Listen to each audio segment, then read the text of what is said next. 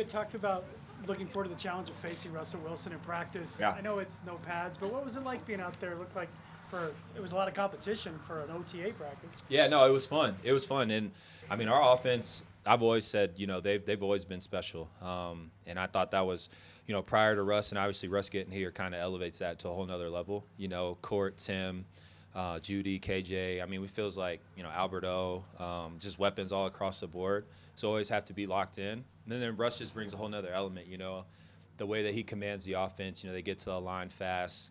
There's times where we're breaking our shell as a defense a little early, so he's figuring out, already pre-snap where he wants to go with the ball. It's clean, it's quick, it's crisp. So it's fun. I love it. It's the game within the game. It's gonna be fun. OTAs, and it's just not gonna. It's not gonna do anything else but make us better defensively. So I'm really excited about it. What sort of challenge is it when he starts running around, especially when you're down in the red zone? Yeah, no, it's great for us. Honestly, like we're gonna see that with Mahomes. Twice a year we're gonna see that with Herbert. Carr has the ability to extend plays, and I'm just thinking in our division. I go down the list of the teams that we're gonna play, and it seems like the game, each and every year is just elevating more and more to quarterbacks that are more mobile and can extend plays with their legs, and that's great, especially in the red zone because it's not about the length but the width. And you can get open. All you need is this much separation. And with a guy like Russ who can extend plays like that, I mean, we've seen time and time again throughout his tenure. So defensively for us, that's great reps because you're always like, oh, that was a sack, that. But, real life, he can probably make people miss right there and get the play going. So that's good work for us, too. PJ had that play in the back of the end zone. He's kind of lost in the shuffle publicly, but kind of what does he mean to that secondary room, and what can he do going forward? PJ's great. I mean, we always preach. My thing is, we always preach about how, next man up. One of the guys go down. You always want to have, the guy behind to plug in, and it feels like you're not losing a step. And PJ is, the epitome of that comment. Kareem and I, just in the 3 years that, we've really been around him, the questions he asks, the attention to detail, we're coming and we're asking coach question, and he's like, what made you think of that question? There's questions like that, and it's no reason why when he steps on the field, I felt like there wasn't a step lost.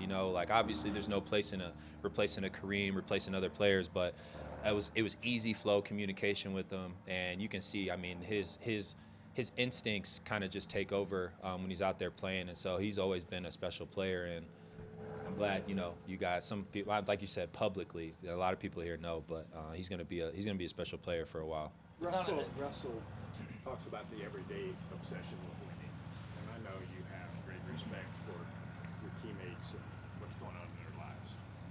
Given both those things, your opinion on veteran guys that are important to this team. I know this is voluntary, not being here. Yeah, I think I'm really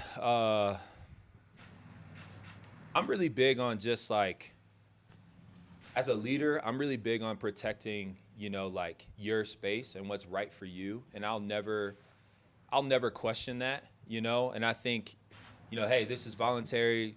I'm not going to question other things that are going on.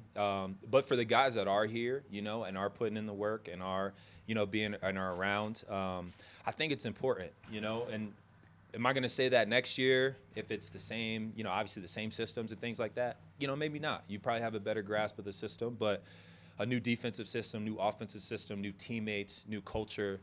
I just think it's important, obviously, to be around and to be present. And like I said, is that the case for every single person? No. Maybe there's times you got to take a week off or whatever else, handle personal matters. You never know what's going on in someone's life. Right. But with that being said, I do think it is important, to be here. It's a lot of new things going on, and we haven't won in a while, so looking forward to winning. And that, obviously, like you said, starts now. Justin, with K-Jack not here, who replaces him in terms of the trash talking on the field to the offense? Yeah, I tried. I just, it's not the same. Jack's really I don't know. It's just he's the one that does it. He's the energy bringer.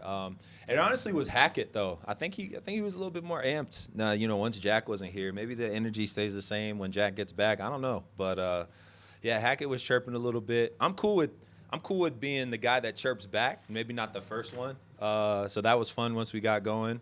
But yeah, so we got to figure that out. I think Jack's at his daughter's graduation, so you know, happy for him and his family. But yeah, we got to figure out how to replace that. That's not easy.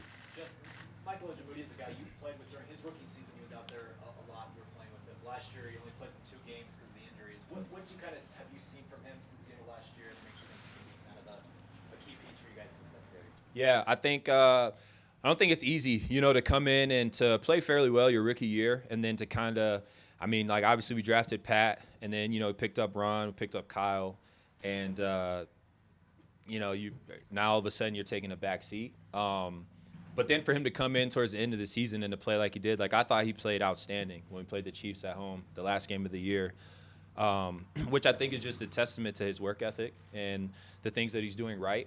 And you never know when your number's going to be called. And honestly, too, like even when you're out here in OTAs and you hear the film and you get so caught up in the I'm like right here, right now. You get caught up in the depth charts of training camp and things like that. Like you're not like competing just for a spot on the Broncos team. You know, like that tape hits all 31 teams, you know? And so it's bigger than just getting caught up in the, well, I'm behind Cortland, Tim, Judy, KJ, like, yeah, but, you know, that doesn't mean you just slack off and think, well, I already don't have a chance to make it. Like, there's 31 other teams looking for, you know, quality receivers, quality DBs, you know, to come and plug in. And so I think that's kind of like the mindset OJ brought into it. And I'm like, I'm not going to get discouraged. And when I'm out there, I'm going to go and make plays. And I think that's the type of mindset you got to have. And obviously it's worked out for him. I thought he had a great day today, too, so.